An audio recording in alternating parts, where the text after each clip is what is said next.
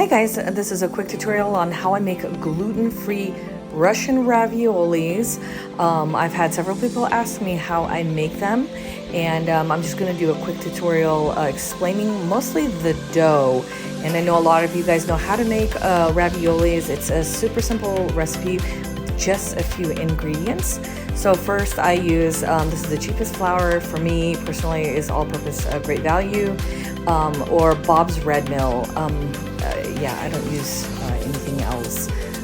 Yeah, just pour out the full bag, then add a little bit of salt, or salt water. Sometimes people will do that.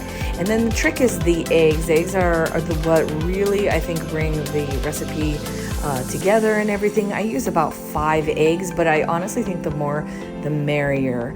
And just a little bit of water, and just kind of mix in the water as you are making the dough. If you notice, it's very, very crumbly, and that's what makes the difference. And I'm showing you guys that this has no elasticity.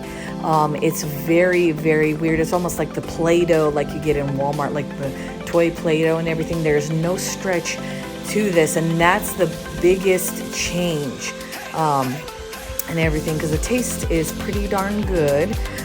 It's just working with this crumbly dough that has no stretch, and that's what I'm showing you guys here.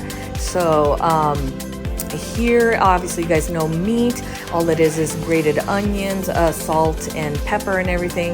There's very few ingredients. You guys might, change it up and make it more your own personal a recipe and everything like that. So I have equal portion meat and equal portion dough. Usually I have meat left over and everything. So really simple. I roll out my dough, and you can see here, and I'm not, super like chef or anything, so I'm just trying my best, honestly.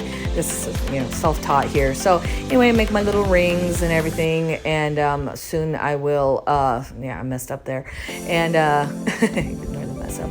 And then, yeah, then I'm just gonna roll them out just a little bit. Now remember, guys, there's no stretch to these at all, like traditional raviolis.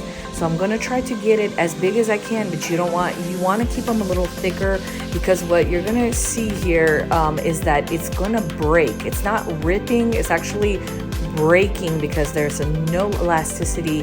The flour is brown rice base. If you read the back, I forgot to show that to you guys.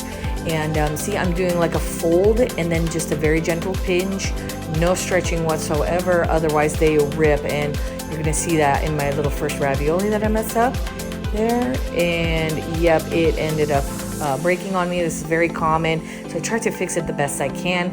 Luckily, when I cook them, they don't fall apart, so that's a plus and everything. So keep the dough nice and thick, and remember, fold, no stretching whatsoever. So my next one comes out pretty good, and I know these are pain in the butt to make, but they are totally worth it. As far as taste goes, they are very, very similar to traditional wheat-based wheat raviolis and everything. These are made with eggs, so unfortunately they do have dairy in them. I know a lot of people ask about that as well. So yeah, and here's the finished product. It takes me a total of 1 hour and about 45 minutes from start to finish to make a big family-sized portion. And so that's the finished product there. And you want to get the pot ready as you're finishing up. Bring the pot to a boil, and you want to go ahead and boil them for about 10 to 15 minutes. Crack one of those babies open. The dough, just make sure that it's nice and chewy.